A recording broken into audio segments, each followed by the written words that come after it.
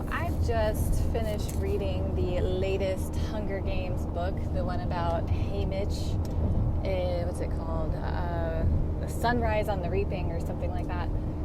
And I also just finished reading the first two Empyrean series books, Fourth Wing, book 1 and book 2. And gotta say, still think Suzanne Collins is a better writer. I liked the beginning of Fourth Wing. I liked the initial world building, the college, the dynamics between the characters. But I think about 3/4 of the way through, I started getting a little tired, just kind of like, okay, like, what's going to happen? And then that whole battle thing at the end of the book was like, meh. And then the second book, I don't know, I sort of like power read both of them. Like Fourth Wing I read in a weekend, and then the other book I read, what is it? Iron Flame. I read over the course of a week because it was no longer the weekend and I had to work and things. So I read it in my evening time, but still it was just taking forever to get through. And I guess I ended up deciding not to read the third one, even though it just came out and so many people were excited about it, because I just don't think I couldn't handle the dragging again and the drama between Xaden and Violet. And so I did something I've never done before, and I looked up the plot to the next book. Usually if I start a series, I'll usually finish it or not look up the plot and just figure I'll come back to it. Like with the Outlander series, I kind of stopped midway through, but I don't really know what happens either because I didn't look up like, oh, what's going to happen. But I guess just when stories get too soap opera-y for me, I start to lose interest, especially now that I've gotten more selective about what I read and how I spend my time, because time cannot be managed, only activities. So the activities I choose to fill my time, because there's the amount of time you're going to have that never changes. It's like you say, I don't have time. Yes, you have time, but how are you choosing to spend that time is the real question. So for me, I've started reading less than I used to.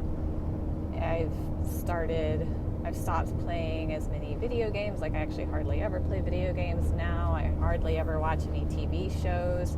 I've really backed away from all the different forms of entertainment and distraction I used to consume myself with. And I'm trying to focus now on fulfilling what's really calling to me to do, what my soul's really calling me to do, and that is to write and paint, and now share my thoughts. And that's why I started doing this, started recording my thoughts to share, because I have for so long kept quiet and for so long just try to anticipate what others want me to say and overthink, like, oh, is what I'm going to say be boring to them? They don't care what I have to say. And so that is why I really feel like sharing just random thoughts like this is calling to me, and maybe some people will listen, maybe not. That's fine. So anyway, all that to say is I'm choosing to have different activities, and so I decided that reading Onyx Storm was not worth the time it would take to fulfill that activity. it just is not worth my time to read that book, at least at this point. So I asked my friend what happened. I read some plot synopses online because there were things I wanted to find out about, like, but I didn't, if anybody has heard of an abridged version of that book, please let me know. I'd be cool to read that, because honestly, I really do prefer like reading the whole thing, because what people summarize may not be what I care about hearing about. Like I really liked the the political propaganda-y stuff, which is obviously, I guess, one of the reasons why I like Hunger Games. And wow, this Sunrise on the Reaping really, really talked a lot about that, with a lot of just how the narrative can be shaped so easily, and how it's so easy to forget what really happened. It's not clear if the whole Hunger Games that Haymitch competed in was broadcast completely live. You don't know exactly what was cut out and what the audiences didn't see. But at the end, this isn't really a spoiler, it's just like maybe it is, I don't know, you could like skip ahead if you think so, but at the end it turns out that Haymitch, or the recap of the games, was highly edited to sell a certain narrative. And that happens with the Katniss and Peeta one as well, to really sell that star-crossed lovers of District 12 angle as well.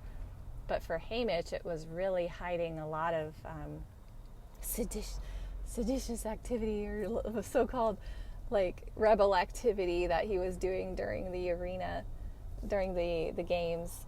But yeah, I really enjoyed that. I really enjoyed seeing his story and how he came to be how he is. I also enjoyed the one about President Snow. It's interesting because these prequel books have followed that framework of the games, so we really get to see the before, during, and after of the games. And I think it's sort of a familiar framework that we've come to enjoy and expect. And so then,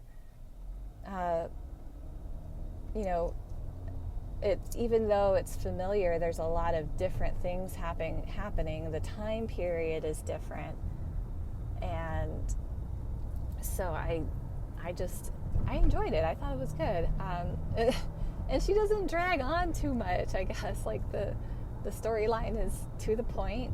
There's good details. Like she is, even like, I mean, just from the beginning with Hunger Games, she's done a really great job of just like kind of starting you in the action and then giving you details you need as you go along, rather than just throwing information at you.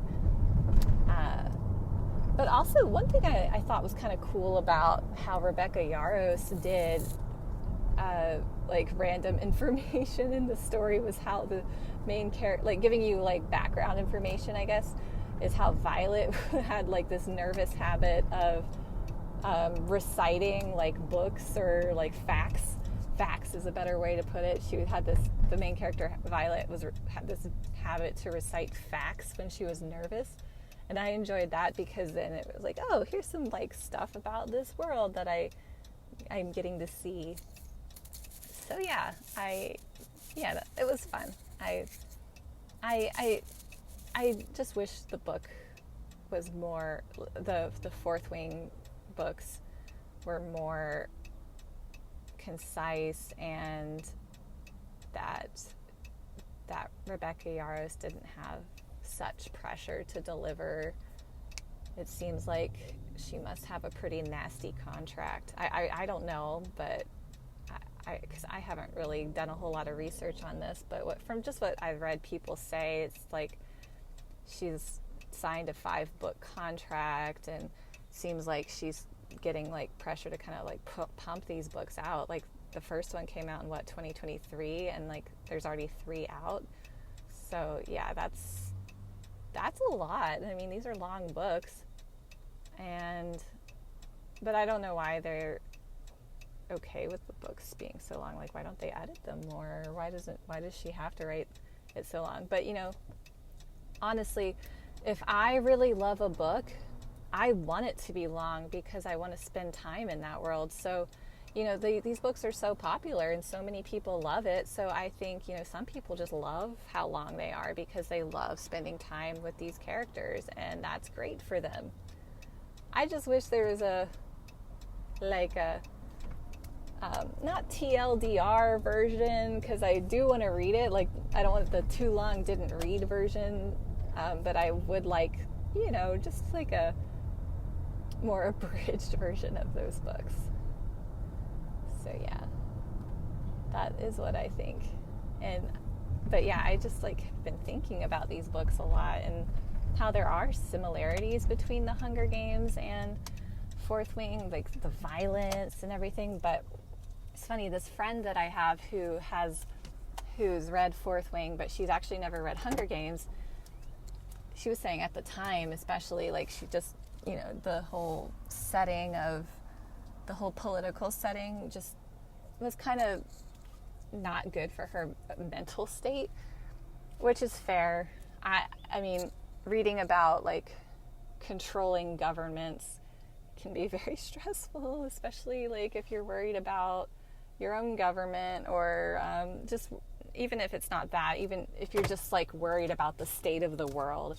Reading about a very controlling society can be a bit much. So it's Fourth Wing and Hunger Games have a similar level of violence and death, but Hunger Games is dystopian future story, and Hunger Games is in a fantasy setting, and that can feel safer to people. A fantasy setting that is not the future of the United States or something, because Panem is supposed to be North America and the United States range. So yeah, anyway, I am at my Pilates studio, not too far, and so I'm gonna sign off and go to Pilates.